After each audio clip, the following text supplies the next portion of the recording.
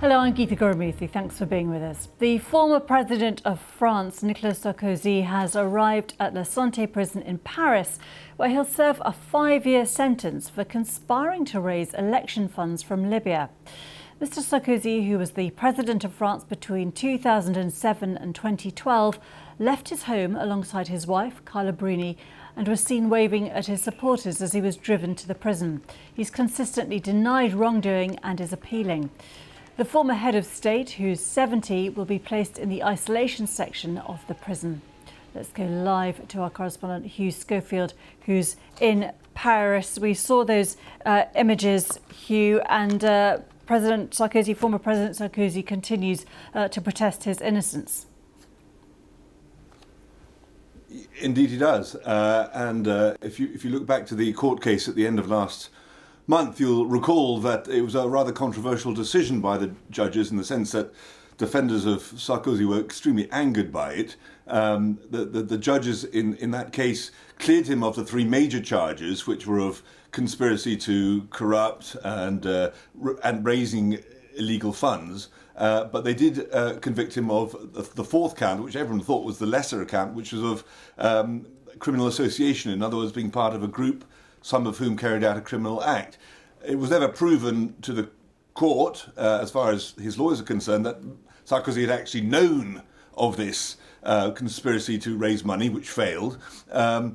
And therefore they're very angry that there's such a harsh sentence, an exemplary sentence, was imposed on him. Of course, the other side of the equation, put by members of the judiciary and the left in general, is that, there was some kind of conspiracy. He was in charge, should have been in charge of his own camp, and if they approached the Libyans for money, he's partly responsible. But there was no doubt, though, that this is a very harsh and exemplary punishment that he's got, especially as there's no stay of execution of the sentence pending an appeal, which in many cases, most cases there would be, given that he's not in any way a threat or liable to abscond. So what happens now? He will serve the full 5 years. Just tell us about the present, tell us about the historic moment that this is as well.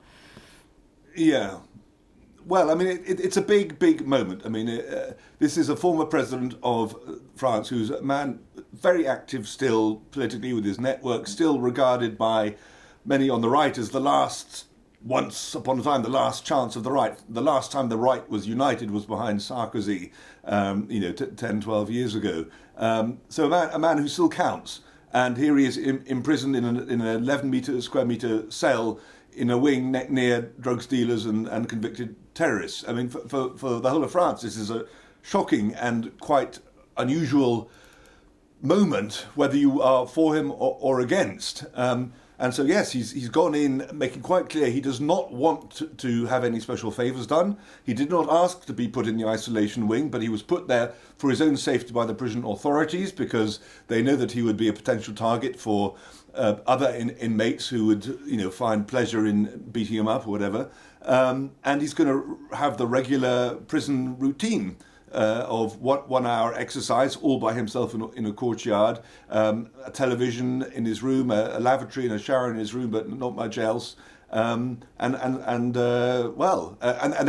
he'll have to wait and see. I mean, there will be early an appeal to get him out by his lawyers, so it's most unlikely he will serve, probably no more than a few months. But he doesn't know that, and I would say he's gone in very much regarding this as an opportunity to win friends among the French public, because he's gone in with his head held high, holding his hands with his wife before she set off, saying he doesn't want any favours, and he's certainly behaving in a very dignified way, which I think will win a lot of support around the country. And Hugh, I mean, he was a well-known figure on the global political stage, wasn't he? Both he and his wife. What is it possible to say what the wider reaction in the French public to this is?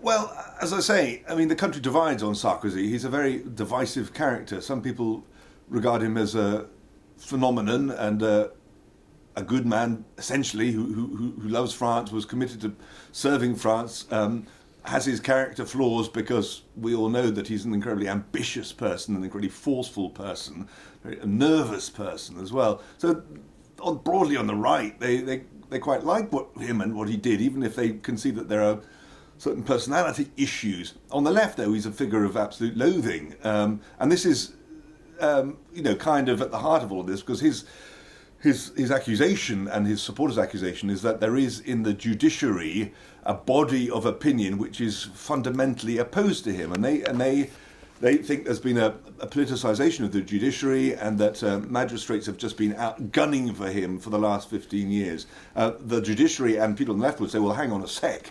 He's played fast and loose with the law in various aspects. So if they come after him, he's only got himself to blame. It's fascinating. Hugh Schofield in Paris, thank you very much indeed.